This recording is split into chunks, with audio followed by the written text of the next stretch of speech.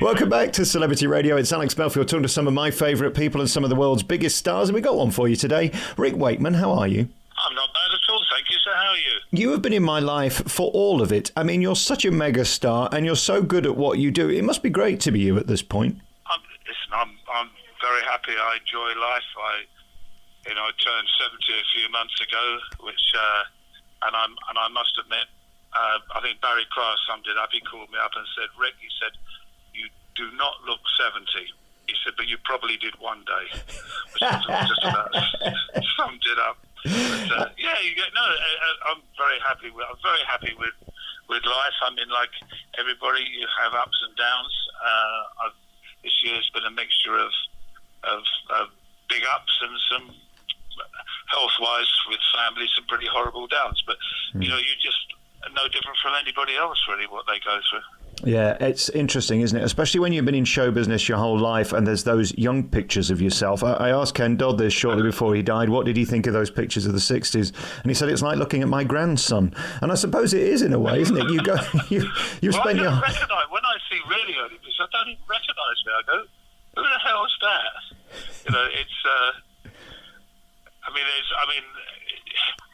I don't know. They say you waste away as you get older. I'm twice the size I was when I was. Yeah, it's interesting, isn't it? But there you are on sort of the top of your game your whole career and being a rock star. We're going to talk about that in a minute. First, so let's talk cats. Of course, the awards for Cat of the Year is tonight at the Savoy. And I know that you love cats, don't you? Which some people might find surprising. You're a big softie, basically, is what I'm saying. Yeah, I mean, I'm quite involved. My wife and I'm a patron of 3 cats homes, one in East Harding called Feline Care, another one in Oldham Cats, and also the cat part of Friends of the Animals on the Isle of Wight. Plus, I'm involved with cat protection. We've had, I was going to say, literally up till last week, we had 3 cats, all rescue cats, but sadly we lost one of them last week, which was devastating for us because George was a big part of the family, as they are. I'm old school. I'm afraid you shouldn't have pets unless you want them to be part of the family. Exactly. Yeah. So that was really sad. So it's quite poignant that I'm here today for the National Cat Awards, and seeing how fantastic cats are. Cats are so much more clever than we in general give them credit for. And again, we don't realise how much they move us and touch us, and they become part of our lives. They do, and they've saved a lot of lives as well. I mean, I know just from the awards alone, from looking at a lot of the entrants, that in many cases, the cat has actually saved the life of the person concerned, because it's amazing with anything from autism to suicidal tendencies.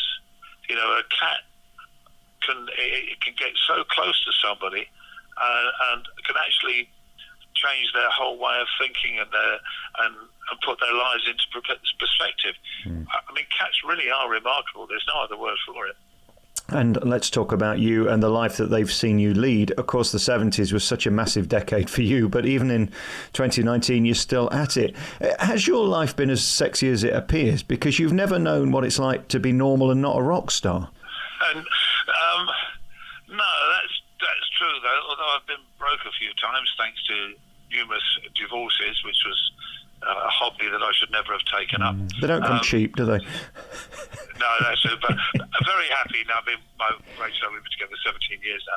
But that's all fine. These things happen. But it's I suppose during the teenage years in the 60s, I was playing in bands and doing lots of stuff. So music was always my life.